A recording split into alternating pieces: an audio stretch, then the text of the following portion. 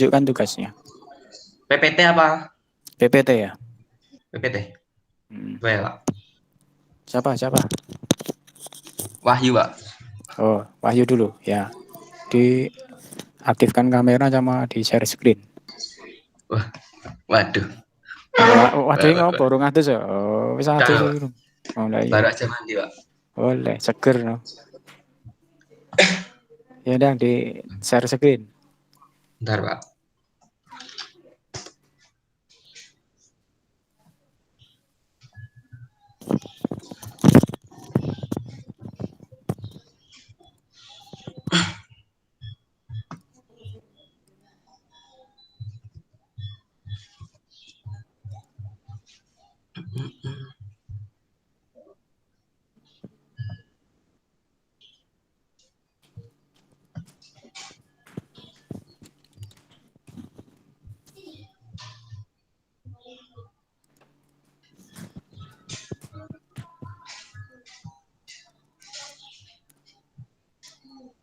Udah, Pak. Kelihatan, Pak. Sebentar. Ya, sudah.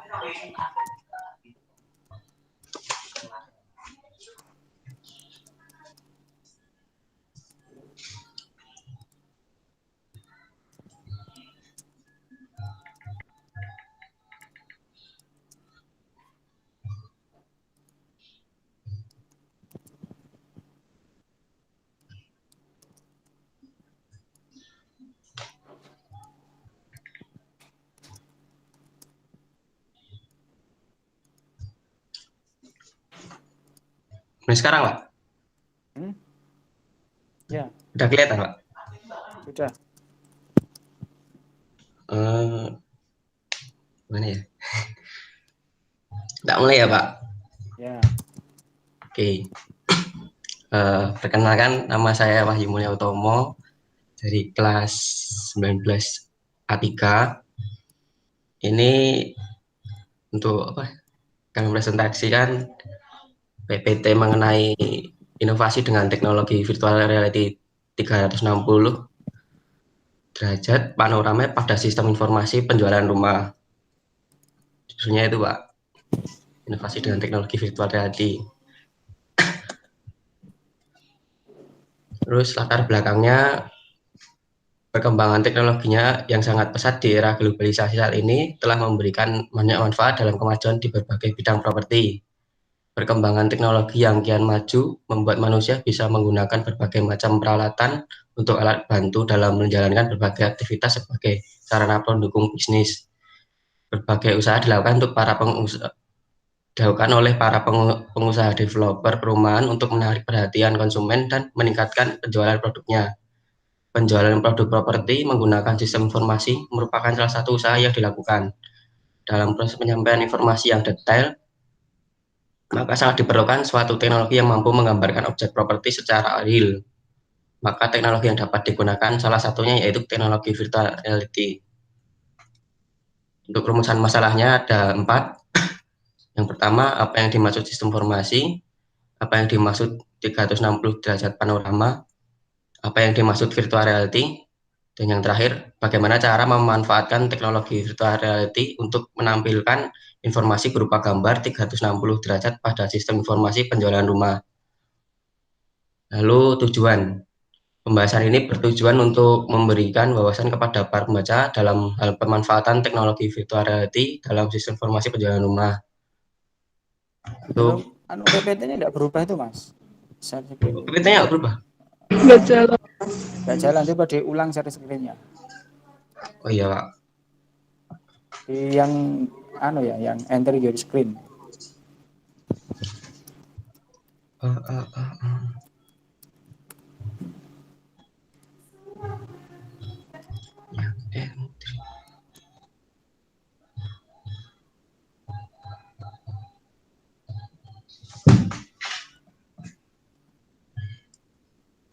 Mulai dari awal lagi, Pak. Ya, yang tadi sampai mana tadi? Sampai tujuan. Ya. Apa maksud pengertian, Pak? Tujuan, langsung tujuan. Tujuan aja. Udah tujuan, Pak? Kelihatan nggak, Pak? Sudah. Pada set ini pembahasan ini bertujuan untuk memberikan wawasan kepada para pembaca dalam hal pemanfaatan teknologi virtual reality dalam sistem informasi penjualan rumah. Lalu pembahasan ada pengertian sistem informasi.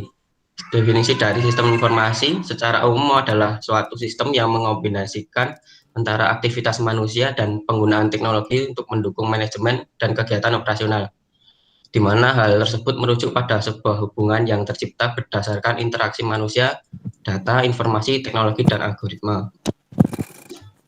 Selanjutnya mengenai pengertian VR, virtual reality. Virtual reality adalah teknologi yang dapat berinteraksi dengan suatu lingkungan yang disimulasikan oleh komputer. Dalam teknisnya, virtual reality digunakan untuk menggambarkan lingkungan 3 dimensi yang dihasilkan oleh komputer dan dapat berinteraksi dengan seseorang. Lalu pengertian 360 derajat panorama. Panorama 360 derajat merupakan teknik menampilkan foto borderless atau tanpa batas dan seamless, tidak terpotong, sehingga dapat melihat sekeliling gambar. Panorama 360 derajat mempunyai kelebihan pada momen nyata yang tidak ada pada mode lain. Dengan panorama 360 derajat, pengguna dapat melihat sekeliling secara 360 derajat dan merasakan pengalaman nyata di suatu tempat yang hanya dapat melihat layar. Selanjutnya, pemanfaatan teknologi virtual reality pada sistem informasi. Pemanfaatan teknologi VR untuk menampilkan gambar 360 derajat pada sistem informasi dilakukan dengan pensimulasian komputer untuk penggambaran objek properti. Dalam penggambaran ini menggunakan teknik panorama 360, di mana teknik ini digunakan untuk menampilkan foto borderless atau tanpa batas dan seamless tidak terpotong sehingga dapat melihat sekeliling gambar. Kemudian hasil dari pensimulasian VR properti akan dimasukkan ke dalam sistem penjualan rumah agar dapat digunakan oleh pembeli untuk melihat detail properti yang dijual pada sistem tersebut secara virtual 360 derajat.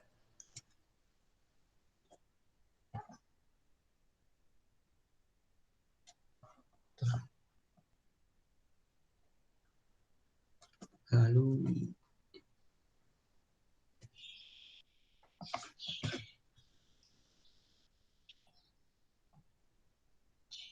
bentar, Pak.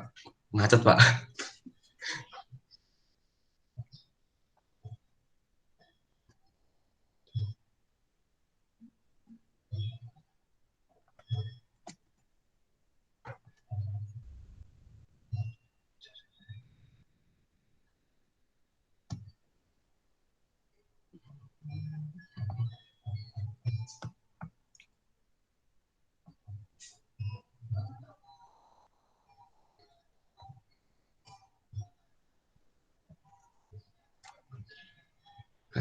Lalu masuk ke kesimpulan. Berdasarkan pembahasan di atas, saya menyimpulkan dengan adanya pemanfaatan teknologi VR pada sistem informasi penjualan rumah, pembeli dapat mengecek kondisi properti secara detail sebelum atau tanpa perlu ke lokasi. Untuk caranya, bagi peneliti selanjutnya, hendaknya ada penelitian lebih lanjut tentang pemanfaatan teknologi VR pada sistem informasi penjualan rumah, karena perkembangan teknologi akan terus mengalami perkembangan. Sekian presentasi dari saya, mohon maaf bila ada kekurangan. Oke, terima kasih Mas Wahyu. Sudah, Pak. Mas Mau Wahyu itu ditambah, Pak? ya enggak, itu kan ide-ide ide kreatif dan inovasi. Kira-kira letak inovasinya di mana atau letak kreativitasnya di mana? Letak Idemu itu. kreativitasnya itu gini, Pak, dari beberapa situs website yang sudah saya buka kan di Google kan, Pak. Itu dia nggak jadi cuma gambar-gambar gitu tuh, Pak, 2 dimensi gitu loh. Jadi kan kita nggak bisa secara real melihatnya itu loh. Jadi untuk inovasinya itu menggunakan 360 derajat itu, Pak. Sebelumnya memang belum ada. Dari 3 website yang saya buka kemarin nggak ada sih, Pak. Saya kira Ya? belum ada. Belum ada sih, Khusus Pak. untuk penjualan rumah ya. Tapi Iya. kalau teknologi VR-nya kan sebenarnya sudah ada ya, teknologi VR ini sudah ada. Jadi kamu menggabungkan antara teknologi VR dengan pemasaran rumah. Dengan sistem informasinya dan penjualan rumahnya. Informasi penjualan rumahnya kamu gabung sistem informasi pencernaan rumahnya dengan teknologi VR. Itu biar orang bisa melihat kondisi itu secara kayak real gitu ya, kayak Iya, kondisi rumahnya itu secara real. Yang kamu gabung dengan web atau iya Pak. bagaimana? Itu kemarin yang apa ya? Yang menjadi dasar itu nanti kemarin itu saya melihatnya di website sih Pak. Website mengenai penjualan rumah ya. Iya, Uh-uh. jadi ya Jadi dia hanya kayaknya sih menawarkan informasinya ya rumah, bakal ke itu. ya. Mereka hanya menawarkan rumah dengan spesifikasi dengan gambar saja ya, tanpa ada ini apa namanya, Iya sebenarnya udah gambar real sih Pak. terus. Sebenarnya sih udah nyata, cuma kan kayak kurang aja gitu loh Pak. Misalkan uh, ini kan kayak pandemi kan, kita nggak bisa uh, lalu lang ke sana ke sini. uh, Ya cuma gambar dua dimensi kan kurang banget gitu loh. Jadi ya lebih baik kalau bisa secara virtual, kenapa enggak? Oh, berarti kayak anu ya, kamu tahu ya virtual itu? Pernah lihat, Uh, pernah pernah itu lihat. Kalau yang saya presentasikan 360 derajat itu kayak seperti di Google Street itu loh Pak. Tapi kalau Uh, yang untuk pakai yang kacamata virtual itu belum pernah sih Pak. apa benar?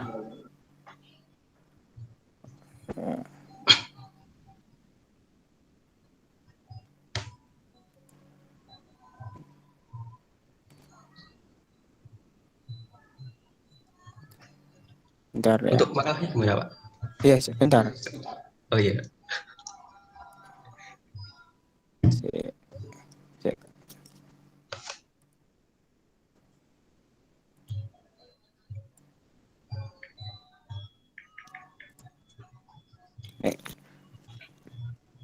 kalau ini 3D, kalau ini 3D ya. Ini contoh, ini 3D ini loading ya. Memang kalau multimedia itu berat ya. Mhm.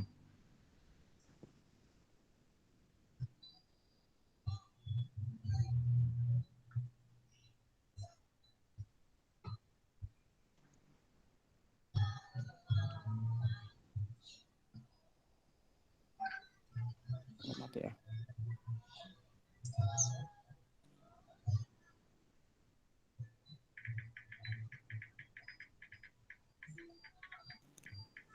Mana ya contoh yang apa namanya? Ini kalau ini 3D. Oh Ya iya. kan ini gambar, ini kalau ini gambar 3D. Nah, ini juga bisa diputar-putar kan? Iya.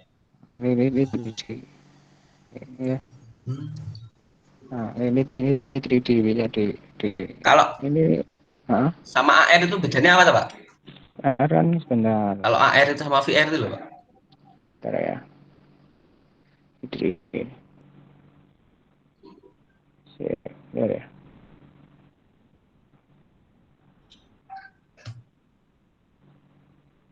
Berapa ya? Ini bang. Ini 3D atau 3D semua sih. Yang AR Iya. itu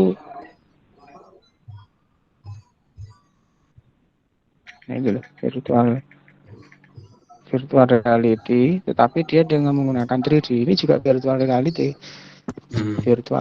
tapi dia menggunakan ini gambarnya 3D. Coba lihat sebentar, loading baru loading. Iya.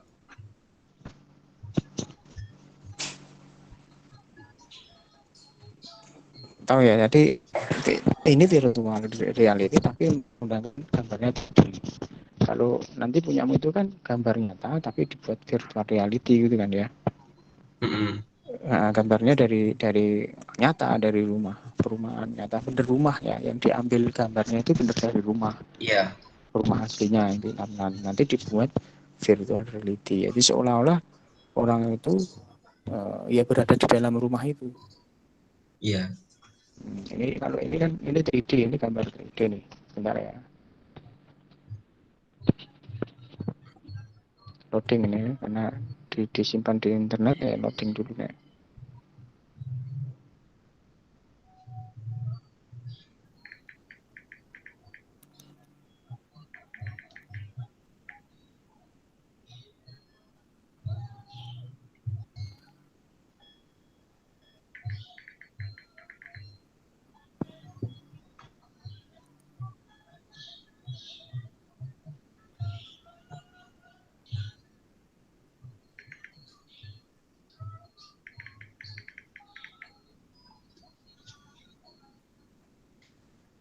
Ya, ini kan ini juga VR.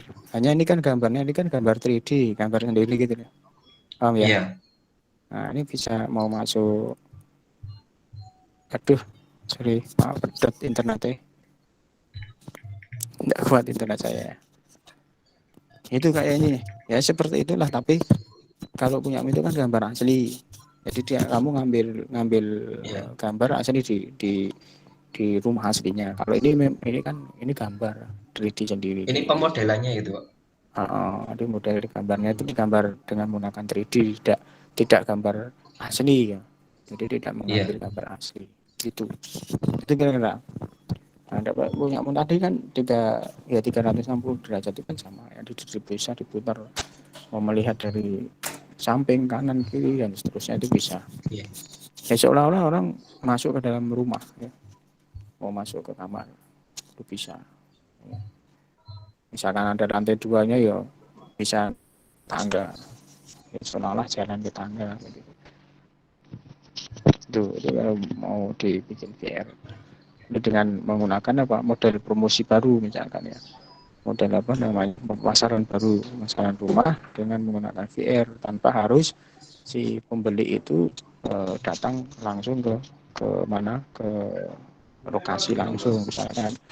Dia bisa melihat secara virtual ya, secara virtual reality ya kondisi rumahnya, tapi benar-benar kondisi yang ada di sana nyata, bukan bukan gambar tadi ya 3D, tapi asli asli dari lokasi ya, asli dari lokasi ya, dibuat apa namanya VR, tapi bukan video loh ya, bukan video ya. Jadi terserah si ini si yang melihat mau masuk ke kamar ya, dia bisa mengarah atau seolah-olah berjalan menuju ke kamar ya. Mau melihat kamar mandi ya dia bisa berjalan seolah-olah mau melihat ke kamar mandi begitu. Jadi secara virtual apa dia itu seolah-olah berada di dalam rumah tetapi secara virtual gitu loh. Nanti kalau kamu mau buat itu virtual reality. Ya, apa namanya kasusnya kan kamu mau ngambil untuk rumah ya, pemasaran rumah. Jadi seolah-olah biar orang yang membeli rumah itu ya berada di rumah tersebut untuk melihat survei tetapi secara virtual gitu ya. Iya, Pak. Gitu. Oke, terima kasih Mas Wahyu. Nanti dikumpulkan lewat Ilan dan Yana nih. Habis ini saya share link untuk pengumpulan tugasnya. Baik, Pak. Oke, terus siapa lagi tadi? Yakti ya? Yakti Pak, ya? tapi saya itu Hmm? Pak bikin sistem Tidak manajemen aja nggak masalah. apa-apa. Tak apa-apa, coba saja Oke, ditunjukkan. Pak. Namanya ide kan sendiri-sendiri gitu. Nanti kita lihat idenya. Oh, toh, Yakti. Kameranya dinyalakan, Yakti. Kamu punya anak toh? Enggak, ini keponakan saya banyak banget Pak di rumah. Banyak punya anu. Ini udah kelihatan Pak. Sudah enggak wajahmu linggul kita. Assalamualaikum warahmatullahi wabarakatuh. Kameranya dinyalakan. Yakti. Yakti. Saya Yakti. Yakti Ganti ya. Iya Pak. Yakti. Kameranya dinyalakan. Sudah. Wes ta. Kadang dia tak ya. Oh iya. Lemot ya.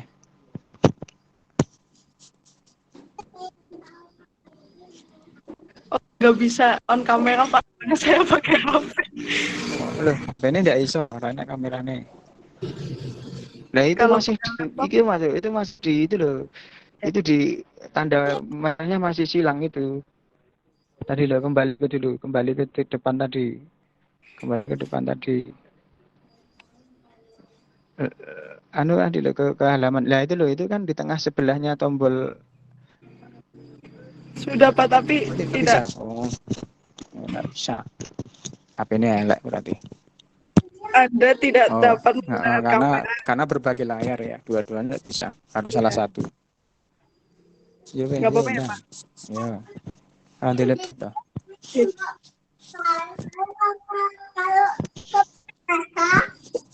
Ya, mungkin.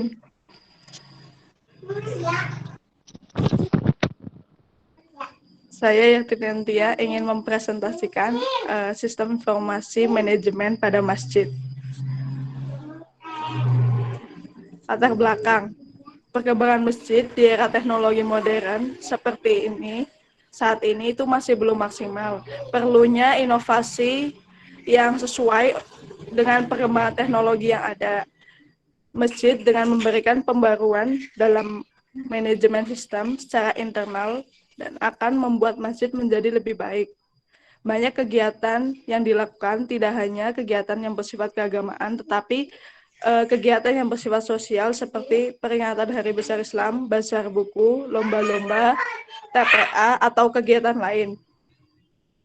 Pengurus masjid sering kesulitan dalam manajemen pengolahan data serta memerlukan waktu yang cukup lama karena dalam melakukan pengolahan data dan administrasi kegiatan maupun data keuangan di masjid di daerah itu masih menggunakan proses secara manual. Sedangkan cara manual akan membuka peluang kekeliruan, kesalahan, kurang efektif, dan efisien. Pembahasan sistem informasi yang berbasis web akan mempermudah penyampaian informasi kepada masyarakat secara efektif dan efisien. Sistem informasi yang akan dibuat itu mempunyai keunggulan dari peneliti terdahulu karena sistem informasi yang akan dibuat itu berfokus pada manajemen kegiatan dan keuangan di masjid. Implementasi dengan berbasis web yang tidak hanya mempermudah pengurus masjid dalam melakukan pengolahan data, tetapi juga memberikan informasi secara transparan, cepat, tepat, dan efektif melalui sistem informasi yang berbasis web. Menggunakan metode waterfall yang berisi proses dari analisis kebutuhan, perencanaan sistem, implementasi, pengujian sistem, proses analisis kebutuhan. Pembuatan sistem informasi manajemen masjid itu menggunakan framework Coordinator. Untuk tampilan sistem informasi manajemen masjid, itu ada halaman home, itu merupakan halaman utama website masjid yang berisi beberapa menu untuk mengakses fitur yang disediakan. Yang kedua ada halaman profil, itu berisi informasi profil dari susunan takmir masjid secara singkat. Yang C, halaman kegiatan itu berisi informasi kegiatan-kegiatan yang ada di masjid. Ada halaman layanan jamaah itu berisi tentang keuangan masjid secara menyeluruh, pemasukan dan pengeluaran. Ada halaman super admin, itu halaman yang berisi beberapa menu mengelola sistem website masjid. Dan untuk halaman super admin itu memiliki menu artikel kegiatan atau berita, menu user, menu keuangan, galeri, berita, dan logout. Ada halaman sekretaris halaman. Halaman sekretaris digunakan untuk mengelola manajemen kegiatan dan informasi dakwah masjid. Itu berisi menu artikel, berita kegiatan, menu galeri, dan logout. Yang terakhir, halaman bendahara. Halaman bendahara itu digunakan untuk mengelola manajemen keuangan masjid. Pada halaman ini itu berisi menu keuangan dan logout. Mungkin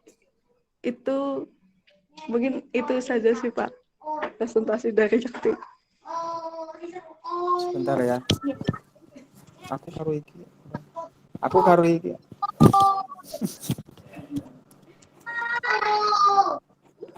Kira.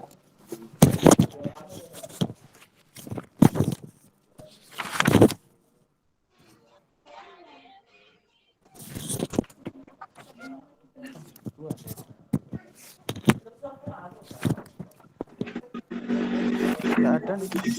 Sini nggak ada nih. Enggak no. Ini toh. Oh iya. Halo. Ya. Ini Mbak Eti, itu apa namanya?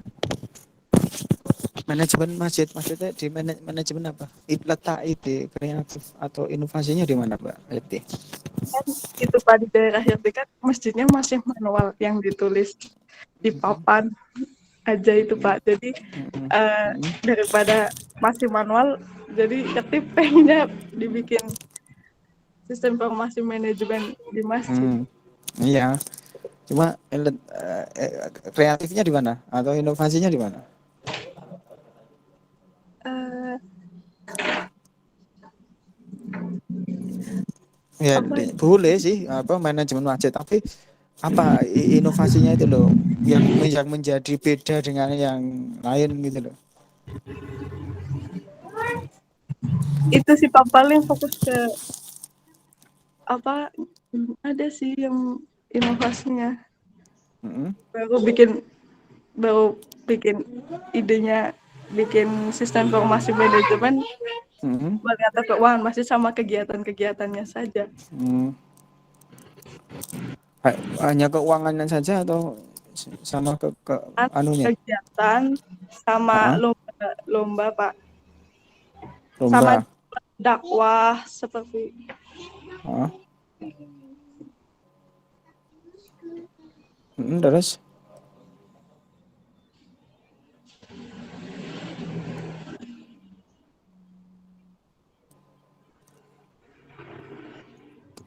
berarti hanya keuangan dan kegiatan-kegiatan masjid ya. iya Pak. Hmm.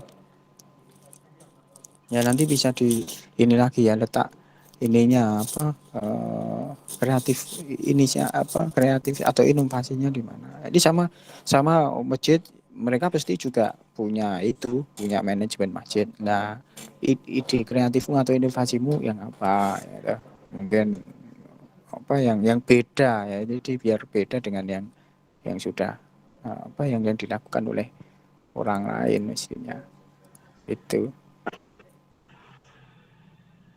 Ini kan sistem informasi.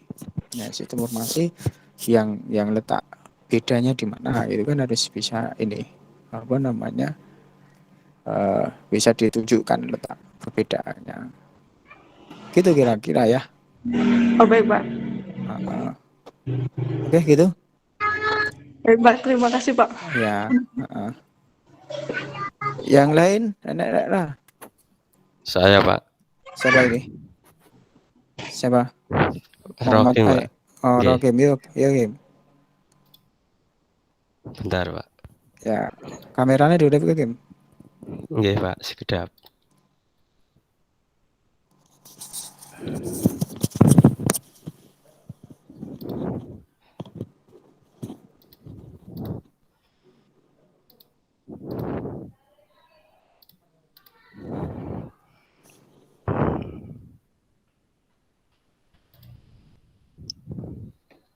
Assalamualaikum warahmatullahi wabarakatuh. Saya akan mempresentasikan hasil ide kreatif dan inovasi pada usaha Istanbul Kebab Semanggi.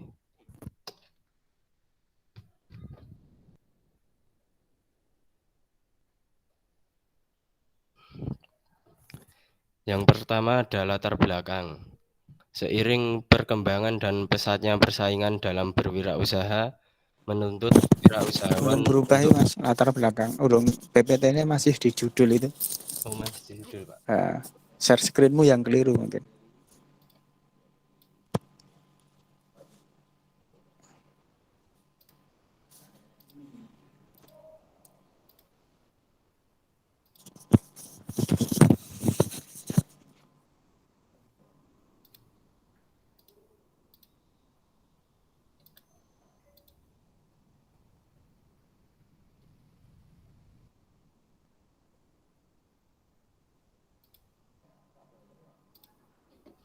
Sudah muncul Pak. Ya sudah. Yang pertama adalah latar belakang. Seiring perkembangan dan pesatnya persaingan dalam berwirausaha menuntut wirausahawan untuk lebih kreatif dan inovatif dalam mengembangkan produk atau jasa yang dimilikinya. Dalam rangka menyelaraskan kebutuhan konsumen yang semakin beragam dan tanpa batas. Kewirausahaan yang menggunakan teknologi informasi sekarang tidak dituntut untuk bisa membuat aplikasi sendiri. Dengan menumpang aplikasi yang sudah ada, kita sudah bisa berusaha atau menjadi wirausahawan. Model usaha dan perdagangan dalam era digital sekarang ini sudah tidak bisa lagi dibendung dengan kegiatan serupa yang masih manual. Masyarakat pada umumnya sudah melek aplikasi atau sudah menggunakan aplikasi, di mana dengan aplikasi tersebut yang menjadi jembatan bagi seorang awam dalam menggunakan teknologi informasi, pada khususnya yang berbasis perdagangan komersial. Yang kedua ada tujuan. Pertama yaitu untuk mengetahui gambaran umum perkembangan teknologi informasi. Yang kedua untuk mengetahui peran kreativitas dan inovasi dalam proses diversifikasi produk pada Istanbul Kebab Semanggi. Yang ketiga yaitu mengetahui dampak negatif dan positif dari teknologi informasi. Selanjutnya yaitu pada pembahasan. Ada gambaran umum perkembangan teknologi informasi pada usaha Istanbul Kebab Semanggi. Di era COVID-19 ini, teknologi sangatlah penting sebagai keperluan serta sarana yang berbentuk aneka macam barang yang berfungsi untuk memberikan kenyamanan serta kemudahan bagi manusia, apalagi jika diterapkan dalam UMKM. Di dalam usaha Istanbul Kebab Semanggi menggunakan teknologi yang mengacu pada alat dan juga mesin yang digunakan untuk menyelesaikan berbagai macam masalah yang ada di dunia. Mulai dari teknologi yang berbentuk alat sederhana hingga berbagai macam peralatan yang rumit. Contohnya, dengan adanya teknologi informasi yang semakin canggih, pelaku UMKM menerapkan usahanya untuk bermitra dengan GoFood, ShopeeFood, dan GrabFood untuk mempermudah customer memesan barang dari rumah tanpa datang ke tempat atau delivery order.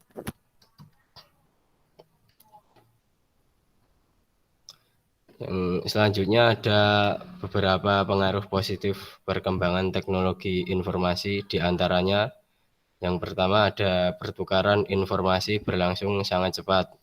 Yang kedua memudahkan pekerjaan manusia. Yang ketiga, pekerjaan seseorang menjadi lebih efektif dan efisien. Perkembangan teknologi menurut Franklin mengatakan pendapatnya mengenai teknologi sebagai suatu cara praktis yang menjelaskan mengenai cara kita semua sebagai manusia membuat segala sesuatu yang berbeda di sekitar ini. Pengertian ini merujuk pada penggunaan teknologi yang merupakan seluruh benda yang dibuat oleh manusia, di mana setiap orang bisa saja membuat dan juga mengembangkannya apabila mempelajarinya dengan baik dan dapat menerapkannya secara praktis. Selanjutnya ada peran kreativitas dan inovasi dalam diverifikasi produk pada Istanbul Kebab Semanggi. Pengembangan usaha membutuhkan kemampuan untuk kreativitas dan inovasi untuk menghadapi tantangan dalam usaha, khususnya untuk menemukan produk dan layanan yang berkualitas. Peran kreativitas dan inovasi dalam diverifikasi produk dan jasa memegang peranan yang sangat penting, karena persaingan yang ketat saat ini mendorong pelaku usaha untuk memiliki kreativitas dan inovasi yang tinggi. Banyak pelaku usaha yang sukses disebabkan oleh kreativitas dan inovasi dalam menciptakan produk yang beragam. Selain itu, kreativitas dan inovasi dalam diverifikasi produk akan menambah nilai guna dari barang dan jasa yang ditawarkan. Tanpa adanya kreativitas dan inovasi, Istanbul Kebab Semanggi tidak akan bertahan lama. Hal ini disebabkan karena kebutuhan, keinginan, dan permintaan konsumen yang berubah-ubah. Konsumen tidak selamanya akan mengkonsumsi produk yang sama. Konsumen akan mencari produk lain dari perusahaan lain yang dirasakan dapat memuaskan kebutuhannya. Untuk itulah diperlukan kreativitas dan inovasi yang terus-menerus jika perusahaan akan berlangsung lebih lanjut dan tetap berdiri. Berikut beberapa tujuan kreativitas dan inovasi dalam pengembangan produk. Yang pertama ada meningkatkan kualitas. Meningkatkan kualitas sendiri secara umum tujuan inovasi di berbagai bidang adalah untuk meningkatkan sebuah kualitas dan juga nilai sesuatu hal yang sudah ada, baik itu produk atau layanan. Dengan adanya inovasi yang terbaru, diharapkan produk-produk tersebut memiliki keunggulan dan manfaat yang lebih bernilai dari produk sebelumnya. Yang kedua ada mengurangi biaya. Inovasi juga bertujuan untuk mengurangi biaya, khususnya biaya tenaga kerja. Yang ketiga ada memperluas pasar baru. Dengan adanya inovasi yang lebih bernilai tinggi sebagai hasil dari inovasi, maka Istanbul Kebab Semanggi akan menciptakan pasar baru di masyarakat. Yang keempat ada memperluas jangkauan produk. Salah satunya dengan memanfaatkan sosial media dalam promosi penjualannya untuk memperluas jangkauan produk mereka dengan memanfaatkan internet yang dapat diakses lebih banyak dari calon konsumen. Selanjutnya ada dampak perkembangan teknologi informasi. Dalam perkembangan teknologi informasi, dunia bisnis memiliki dampak positif dan negatif. Di antaranya adalah yang pertama dampak positif, yaitu munculnya model bisnis baru yang bisa disebut dengan e-business dan e-commerce. Yang kedua ada banyaknya minat dari berbagai perusahaan untuk memperluas cakupan bisnisnya di dunia maya, serta memunculkan lapangan kerja baru. Yang ketiga adanya kemudahan dalam memulai sebuah bisnis atau wirausaha dengan munculnya forum jual beli dan media sosial, karena promosi menjadi lebih murah dan jaringan marketing lebih luas bahkan sampai luar negeri. Selanjutnya ada dampak negatif. Yang pertama yaitu dengan mudah melakukan transaksi di internet akan memfasilitasi juga dan menyebabkan transaksi yang dilarang sebagai selundupan transaksi atau transaksi ilegal. Yang kedua ada dengan kecanggihan teknologi informasi dan komunikasi menyebabkan banyak kasus penipuan dalam perdagangan online.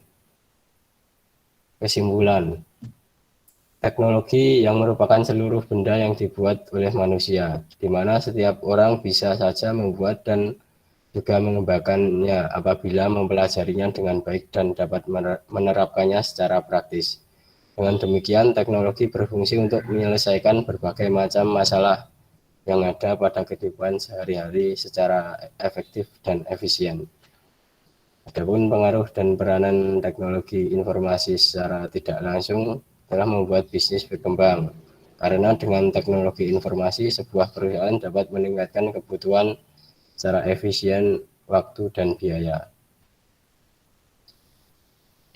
Terima kasih. Sudah, Pak. Oke, terima kasih Mas Hakim ya. Ya, Pak. Oke, ini kamu punyamu sendiri atau gimana? Istanbul Kebabnya ini. Punya saudara, Pak. Punya saudara. Ide kreatifmu yang mana atau inovasimu yang di mana? Mengembangkan sebuah produk dari yang belum ada menjadi yang ada, Pak. Contohnya apa? Contohnya mengembangkan sebuah varian rasa. Oh, rasa. Ya. Tadi di situ tidak disampaikan, mestinya kan itu ide-idemu itu atau ini apa namanya inovasimu itu yang mestinya ditampilkan kan. Ya, Pak. Mestinya kan itu. Jadi kamu kan ada itu Istanbul Kebab, sudah ada kebab ya. Nah, kamu muncul ide atau kreatif ya, biar kebabnya itu lebih dikenal oleh masyarakat, lebih dikenal oleh pelanggan ya, lebih banyak pelanggan yang menginginkan lah. Aku punya ide atau inovasi apa? Tadi misalkan mengembangkan ya, inovasinya adalah mengembangkan produk kebabnya dengan berbagai macam varian rasa yang berbeda-beda misalkan, atau apalah ya, intinya kan produk yang kamu kembangkan. Nah itu mestinya yang kamu bahas di situ mestinya tadi ya. Bisa digambarkan juga, boleh digambarkan dengan bentuk gambar ya. Kamu punya ide gambar dengan dengan digambarkan ya, produknya itu bisa digambarkan seperti ini, misalkan kalau produk dalam bentuk gambar. Kalau rasa mungkin ya rasanya dengan apa, ada campuran apa misalkan. Itu ide-idemu. Jadi fokus saja pada idemu itu mengenai apa, mengembangkan apa tadi, kebabnya itu ya mengembangkan produk kebabnya itu. Lah itu mestinya yang dibahas. Kebabnya mau dikembangkan seperti apa? Inovasinya bagaimana gitu loh. Itu dan tidak usah berbicara teknologi, tadi malah kamu banyak berbicara teknologi informasi. Kan mestinya fokus pada pengembangan kebabnya itu. Ya, pengembangan produk kebabnya itu. Nah, sampaikan saja, tidak apa-apa. Ide-idemu itu apa? Atau inovasi yang ingin kamu tunjukkan di produk kebab itu apa? Itu disampaikan saja, tidak apa-apa. Tak usah membahas teknologi kan. Ini fokusnya kan produk. Kamu mengembangkan produk kebab gitu. Lalu disampaikan kamu punya apa ide-ide apa atau punya inovasi baru apa mengenai produk kebab yang sudah ada ini mau dikembangkan seperti apa, lah itu kamu sampaikan. Itu mestinya Mas. Iya Pak. Mana ya, biar jadi menarik, biar nanti si pemilik apa Istanbul kebabnya itu juga tertarik. Oh iya ya, berarti apa namanya, dengan adanya ide-idemu itu bisa diterapkan atau bisa diimplementasikan di Istanbul kebab sehingga apa kebabnya lebih apa lebih ada banyak variasi, lebih banyak apa namanya rasa dan seterusnya ya, sehingga bisa banyak dikenal oleh masyarakat. Itu isinya. Ya Pak. Ya. Mana ya? Iya Pak. Ya ada lagi yang mau nunjukkan lagi hari ini, masih ada waktu, yuk. Nanti semua harus menunjuk. Ya siapa dulu? Mbak Ainun dulu. Mbak Ainul dulu. Mas Bowo. Ah? Ya udah saya dulu, Siapa Pak. tadi? Bowo. Saya dulu. Iya. Oh ya, ayo bawa. Kameranya dari HP, Pak. Iya, hah? Kameranya dari HP soalnya Iya. komputernya nggak ada, Pak. Oh iya, ya apa-apa. Berarti 2 akun ya? Iya, udah 2 masuk Ya, tadi. ya. Di share screen. PPT-nya di share screen.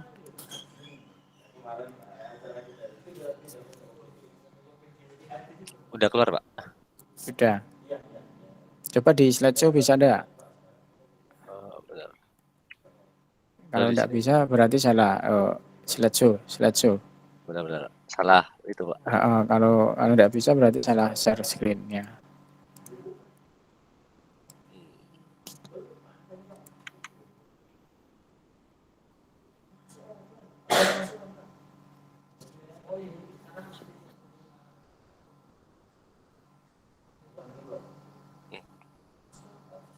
Bisa ya, Pak?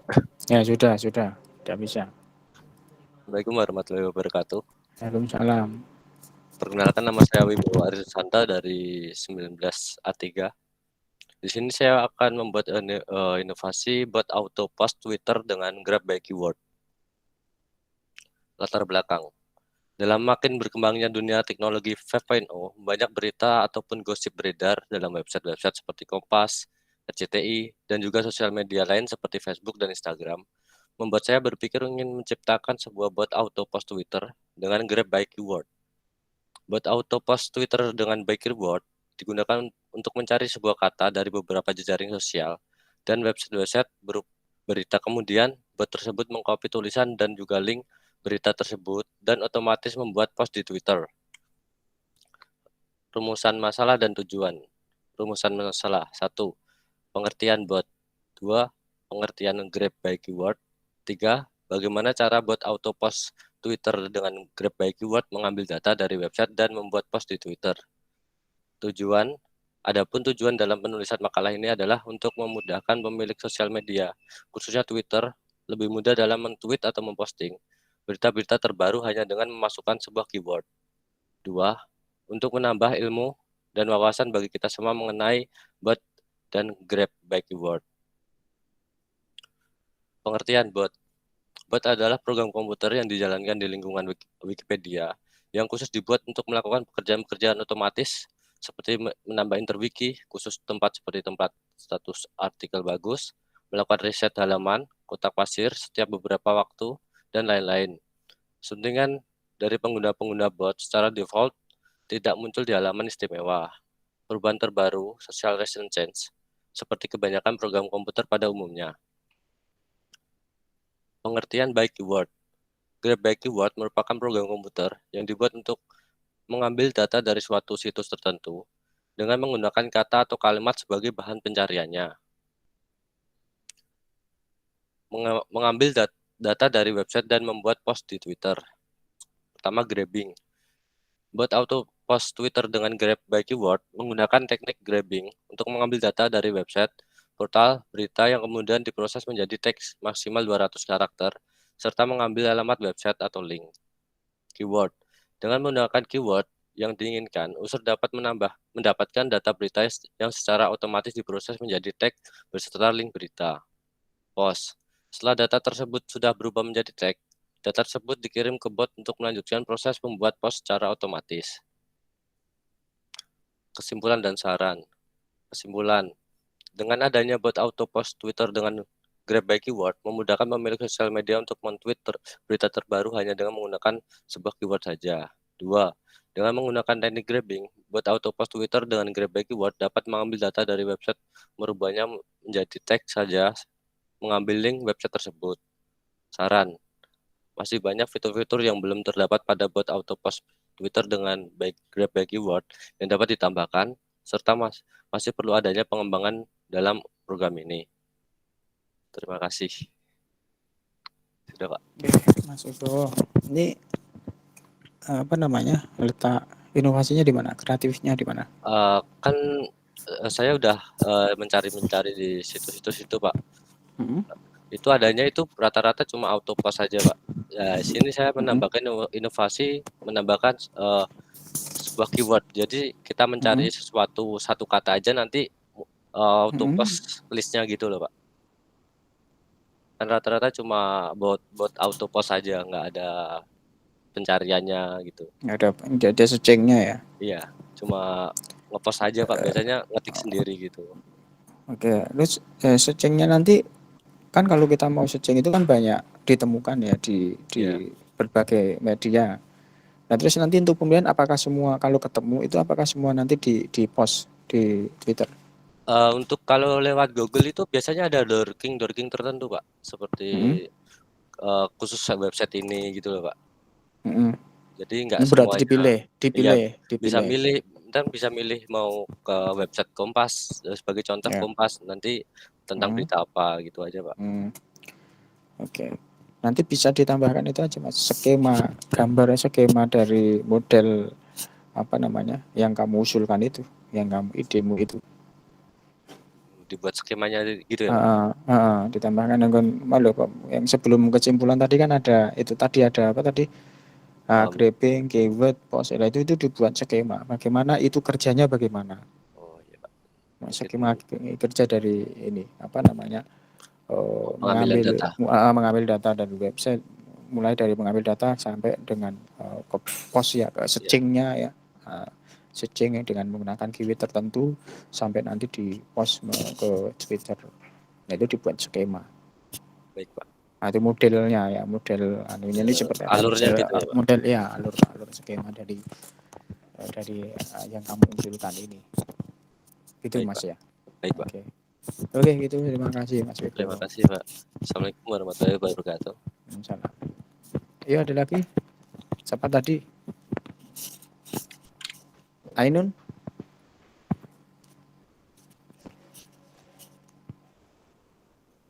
Baik, Pak. Oh ya.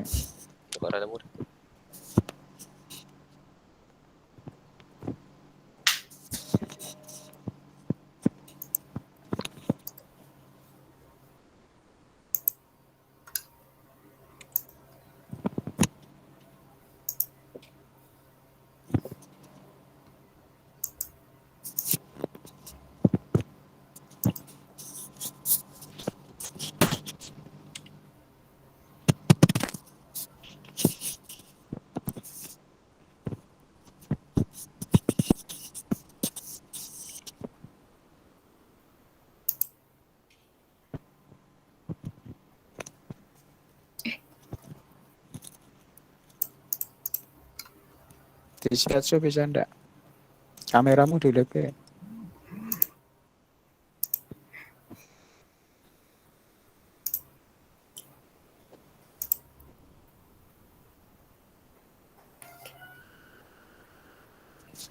Ya, di slideshow. Ya, sudah.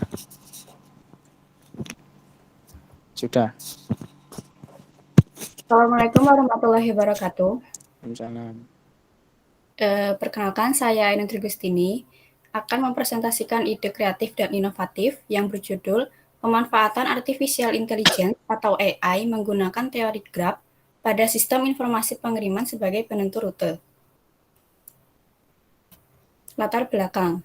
Berdasarkan apa yang terjadi di lapangan, masih banyak kurir yang kesulitan dalam melakukan pengurutan pengantaran barang serta penentuan rute perjalanan yang akan mereka lakukan. Dalam melakukan perjalanan, akan sulit dalam menentukan rute tercepat untuk mencapai lokasi tujuan karena setiap jalur berbeda jarak tempuhnya. Namun hal ini bisa diselesaikan dengan menerapkan optimalisasi dalam penentuan rute. Makalah ini bertujuan untuk mengetahui cara menentukan rute pengiriman dengan memanfaatkan teknologi artificial intelligence menggunakan teori graph yang akan memudahkan kurir dalam pengiriman barang. Selanjutnya, rumusan masalah. Ada 5. Yang pertama, apa yang dimaksud sistem informasi? Yang kedua, apa yang dimaksud pengiriman? Yang ketiga, apa yang dimaksud artificial intelligence atau AI? Yang keempat, apa yang dimaksud teori graph? Yang kelima, bagaimana cara memanfaatkan artificial intelligence atau AI menggunakan teori graph pada sistem informasi pengiriman sebagai penentu rute. Untuk tujuan, yaitu untuk menentukan rute pengiriman dengan memanfaatkan artificial intelligence atau AI menggunakan teori graph pada sistem informasi pengiriman supaya dapat mengoptimalkan proses pengiriman yang dilakukan oleh kurir. Pengertian sistem informasi. Menurut Latifah dan Triyono, sistem informasi adalah suatu kombinasi dari orang-orang, fasilitas, teknologi, media, prosedur, dan pengadilan yang ditujukan untuk mendapatkan jalur komunikasi penting, memproses tipe transaksi rutin tertentu, memberi sinyal kepada manajemen dan yang lainnya terhadap kejadian-kejadian internal dan eksternal yang penting, dan menyediakan suatu dasar untuk pengambilan keputusan yang cerdik. Pengertian pengiriman. Menurut Yunarto, pengiriman adalah bagian penting dalam suatu rantai persediaan yang berfungsi untuk menyiapkan dan mengirimkan barang ke customer. Pengiriman berhubungan dengan model transportasi apa yang dipakai agar efektif dan efisien, baik dari sisi biaya, kecepatan, waktu pengiriman, dan ketepatan waktu. Pengertian artificial intelligence atau AI. Artificial intelligence adalah sub-bidang pengetahuan yang mempelajari bagaimana implementasi bahasa pemrograman dapat mendeskripsikan bahasa manusia berdasarkan bahasa mesin atau komputer. Menurut John McCarthy, artificial intelligence adalah metode untuk mengetahui dan memodelkan proses-proses pikiran manusia dan mendesain mesin agar dapat meniru perilaku manusia. Pengertian teori graph. Suatu graf didefinisikan sebagai pasangan himpunan sisi atau edge dan simpul atau vertex. Setiap sisi berhubungan dengan satu atau dua simpul. Dua buah simpul dikatakan berhubungan atau bertetangga jika ada sisi yang menghubungkan keduanya. Pemanfaatan artificial intelligence atau AI menggunakan teori graph pada sistem informasi pengiriman sebagai penentu rute.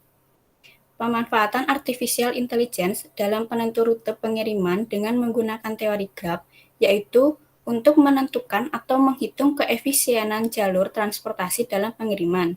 Dalam menentukan jalur yang efisiensi, maka dipilih rute terpendek untuk pengiriman, di mana rumah konsumen direpresentasikan sebagai vertex atau himpunan simpul dan jalur pengiriman sebagai edge atau himpunan sisi. Dengan dasar teori tersebut kemudian dibuatlah AI dengan bahasa pemrograman yang dapat mendeskripsikan bahasa manusia berdasarkan bahasa mesin. Hasil penentuan rute tersebut kemudian divisualisasikan ke dalam sistem informasi pengiriman supaya dapat digunakan oleh kurir. Dengan penentuan rute terpendek pada pengiriman, maka kurir dapat mengefisienkan waktu dalam melakukan pengiriman sehingga pengiriman dapat dimaksimalkan. Kesimpulan, berdasarkan hasil pembahasan di atas, penulis dapat mengambil kesimpulan bahwa dengan memanfaatkan teknologi AI dalam menentukan rute terdekat pengiriman dengan menggunakan teori graf, kurir dapat melakukan pengiriman secara cepat dan efisien tanpa harus mengecek jarak secara manual. Saran, untuk penelitian selanjutnya, peneliti dapat mengembangkan teknologi AI dengan menggunakan metode yang lebih efektif dan terbarukan. Terima kasih.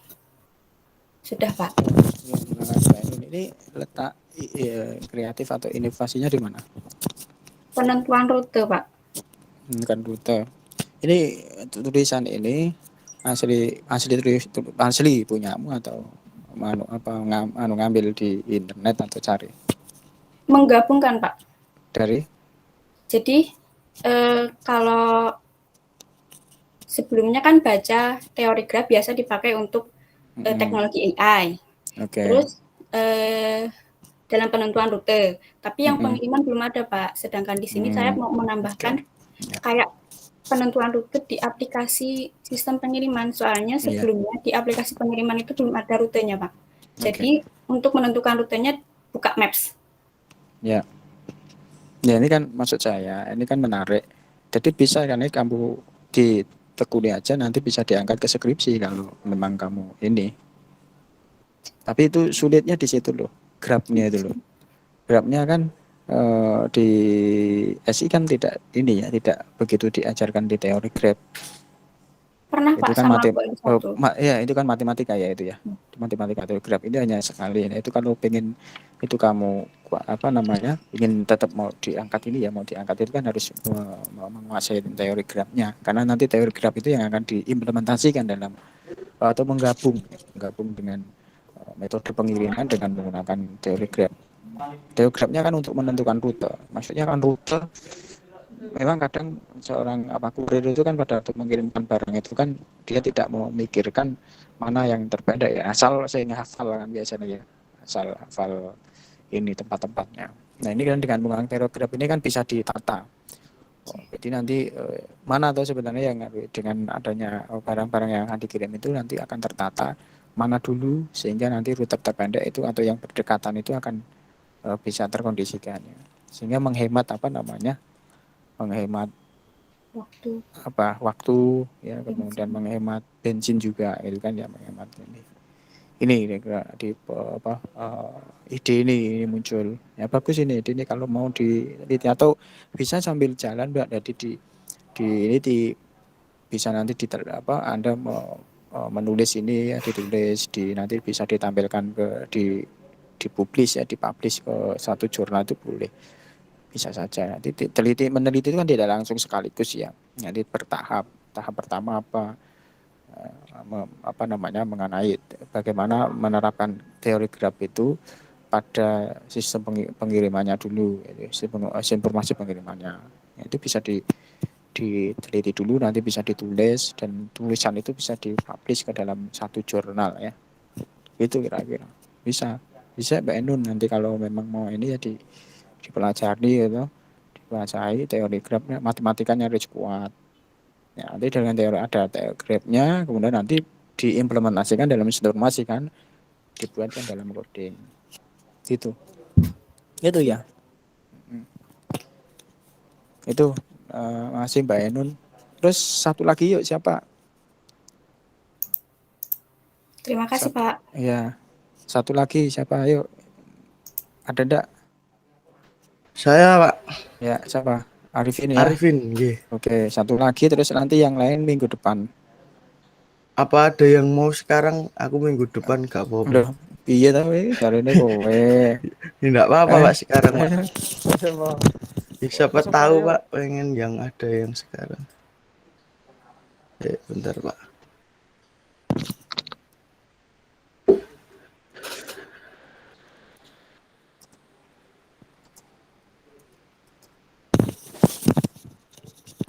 Arifin ya nggih Pak ya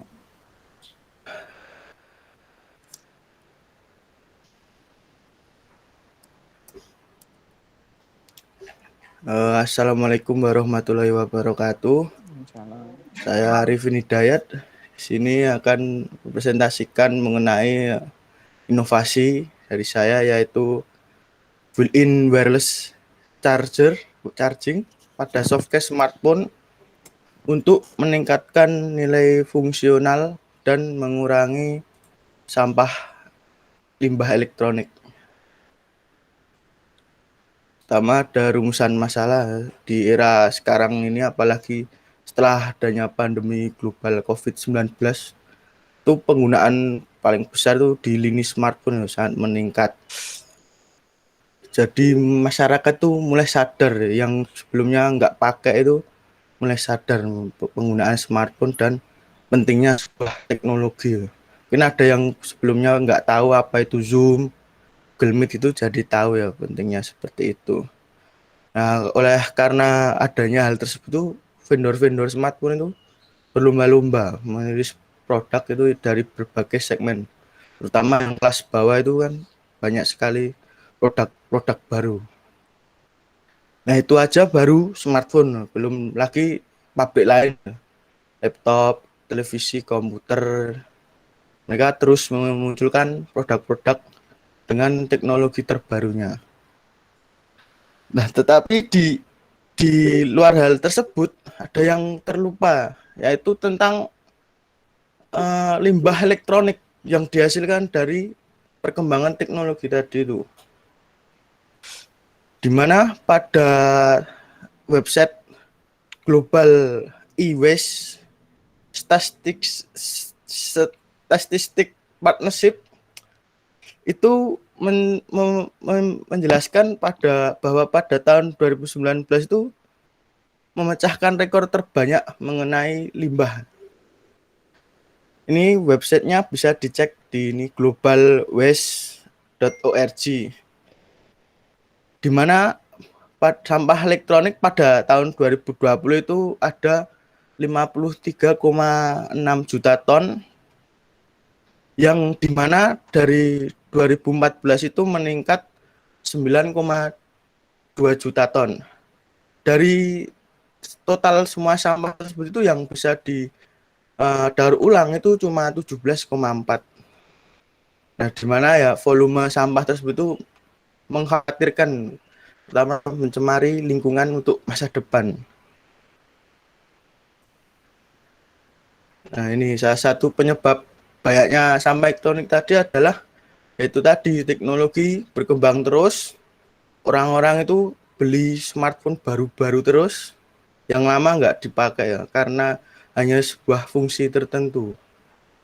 Jadi menambah jumlah limbah elektronik.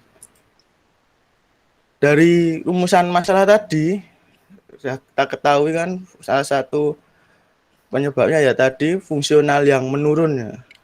Nah, salah satunya itu adalah tidak adanya wireless charging. Nah, mungkin punya teman-teman ada yang nggak ada wireless chargingnya, belum menggunakan. Mungkin sebagian sudah ya, dan sebagian sudah ada yang merasakan manfaatnya. Salah satunya ya praktis, terus kabelnya itu nggak rusak, drop, biasanya gonta-ganti, copot-copot gitu, atau kabelnya ketekuk-tekuk. Nah, itu kan biasanya ngecasnya susah. Nah, itu salah satu manfaat wireless charging. Dia nggak pakai kabel, nirkabel. Dimana pada Apple itu tahun 2017 itu meluncurkan iPhone 8 hingga 2021 ini yang terakhir itu iPhone 13 ya kemarin itu sudah pakai wireless charging ya di HP-HP-nya ya.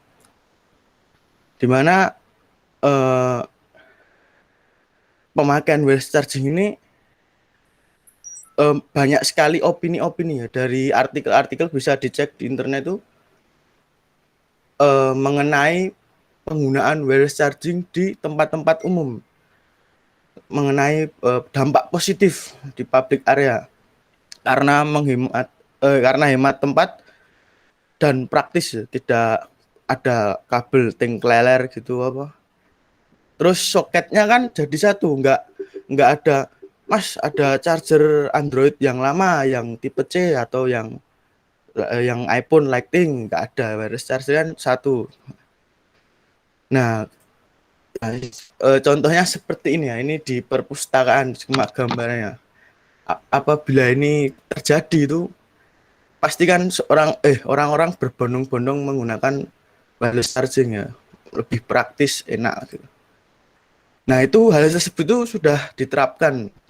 Berapa di antaranya itu ada di ini McDonald's Marine Cove Outlet, di McDonald's Marine Cove. Ada fotonya. Nah, ini tempat mejanya itu ada modulnya ini. Modul wireless chargingnya ini seperti ini. Ini modul wireless chargingnya. Nah, kan kalau HP yang belum ada wireless chargingnya kan kurang apa ya? Kurang mendapatkan manfaat tuh loh. Nah, saya di sini tuh menginovasikan penyematan wireless charging tersebut ke dalam softcase. Sebenarnya sudah ada wireless charging yang modulnya yang beredar di pasaran ya, universal. QI wireless charging bisa teman-teman cari di marketplace itu ada. Harganya sekitar 25.000 hingga 50.000 tergantung kualitas dan soketnya. Bentuknya seperti ini. Ada punya Apple Type C, ada micro, nah, disematkan di belakang. Nah, cuman penggunaan kayak gini tuh masih jarang ya. Soalnya kan kelihatan aneh kayak gini. Ya, penggunaan ada template aneh, kompres. Kayak saya berinovasi untuk menyematkan wireless charger itu di dalam softcase. Jadi nggak kelihatan. Mas, ini bisa dikasih softcase, bisa. Cuman nanti ada softcase yang kompatibel, ada yang tidak. Nah, saya jadikan satu, di molding di dalam softcase-nya. Inovasi saya itu. Nah, kesimpulannya yaitu tadi bahwa inovasi saya ini built-in wireless charging ini dapat meningkatkan nilai fungsional, menambahkan fungsi. Jadi HP yang lama nggak perlu dibuang kalau misalkan pengen pakai wireless charging, dan hal tersebut itu mengurangi limbah elektronik karena bisa di recycle kan, bisa dipakai lagi, nggak perlu beli wireless charging. Nah, mungkin itu Pak. Sekian presentasi dari saya, Pak. Ya, terima kasih Mas Arifin, mantap. Kaya ngisi seminar itu Mas. Nah, ini kan idemu itu kan yang tadi ya, softcase tadi ya. Ya, Softcase softcase, yang Pak. build di wireless charging di softcase. Nah, ini mestinya ditunjukkan gambarnya ya, gambar kan punya inovasi, punya gambarannya. Gambar model softcase-nya itu seperti apa? Itu bisa ditunjukkan gambarnya. Wah, belum buat itu, Pak. Ya, maksud saya seperti itu ya, dibuat aja model kira-kira gambar anunya seperti apa. Ya tidak gambar jadi tidak apa-apa, tapi kan kayak apa namanya? Mock up. Ya, ada. Ya itulah kayak desain ya, model desainnya seperti apa gitu. Itu kan yang ditekankan kan itu kan kamu mengusulkan untuk ide untuk membuat softcase ya. Softcase yang sudah dilekatkan dengan wireless charging-nya ya di dalamnya. Ya, itu mestinya ditunjukkan dengan model gambarnya atau desain dari softcase-nya itu seperti apa. Itu ya Mas ya. Nggih, Pak. Itu. Nah, ada itu. Jadi kan nanti bisa ini ya di HP-HP yang lama yang belum menggunakan itu kan bisa dengan adanya wireless charging softcase itu bisa digunakan ya di HP-HP yang lama. Ya, Pak, begitu, Ya. Pak. Itu Mas Arifin, terima kasih. Ya, Pak, sama-sama. Oke. Baik, itu dulu ya, nanti yang lain minggu depan ya. Jadi baru ada 5 orang ya tadi. Mas Ainun, Mbak Ainun, Mas Arifin, terus Rokim, kemudian Wahyu, kemudian Wibowo, dan Mbak Yekti ya. Oke, nanti yang lain bisa disampaikan di pertemuan yang akan datang. Kemudian untuk hari ini silahkan melakukan presensi di e-learning ya. Silahkan melakukan absensi di e-learning dan tugasnya boleh dikumpulkan. Kalau sudah oke, sudah fix boleh dikumpulkan di e-learning. Tapi kalau memang belum ya dikumpulkan nanti juga boleh. Tapi kalau memang sudah fix, sudah oke, boleh dikumpulkan melalui e-learning. Gitu ya. Oke, silahkan kembali ke learning untuk melakukan presensi. Baik, terima kasih untuk hari ini. Kita akhiri. Assalamualaikum warahmatullahi wabarakatuh. Waalaikumsalam. Waalaikumsalam warahmatullahi wabarakatuh. Terima kasih, Pak.